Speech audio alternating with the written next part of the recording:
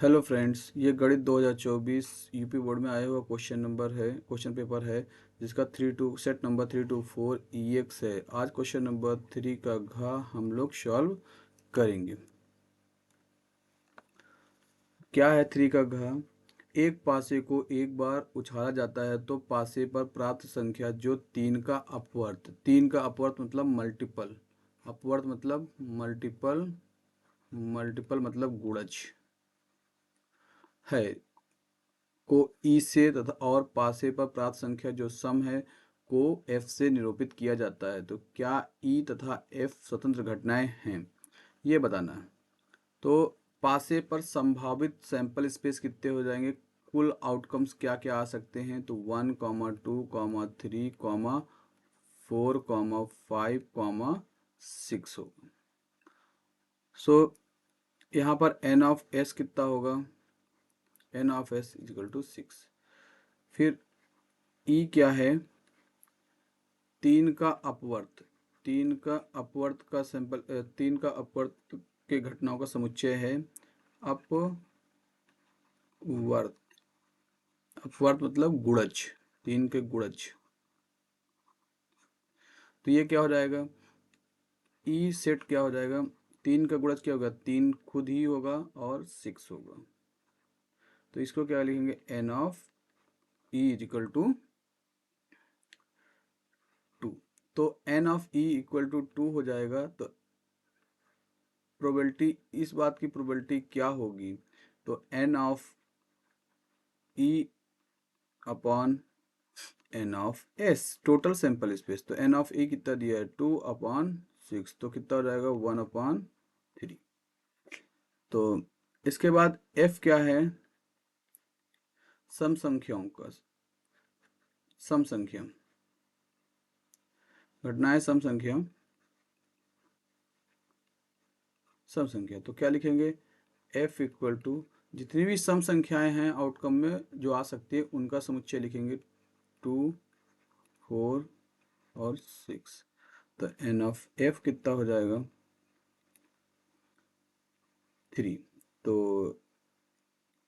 P of F कितना हो जाएगा, N of F upon N of S कितना है, 3/6 इजिकल टू 1/2।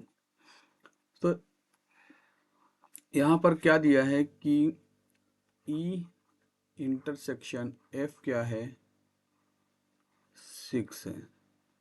तो हम क्या लिखेंगे, N of E intersection F. तो क्या हो जाएगा 1। तो probability of E intersection F equal to number of element in E intersection F divided by number of element in sample space. तो कितना जाएगा 1/6।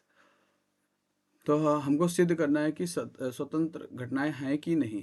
अगर यदि स्वतंत्र घटनाएं हैं, यदि स्वतंत्र घटना ई एंड एफ, ई और एफ स्वतंत्र घटनाएं हैं, तो क्या होना चाहिए, probability of P intersection F equal to probability of P, probability of E into probability of F होना चाहिए। तो क्या है यहाँ पर दिया है कि probability of E intersection F क्या दिया है, 1/6। Probability of P E, probability of E equal to कितना दिया है, 1 sorry, probability of E into probability of F. Probability of E कितना दिया है, 1/3। प्रोबेबिलिटी ऑफ एफ कितना दिया है, 1/2। तो कितना हो जाएगा 1/6। तो चूंकि probability of E intersection F equal to probability of E into probability of F है। इसलिए ई और एफ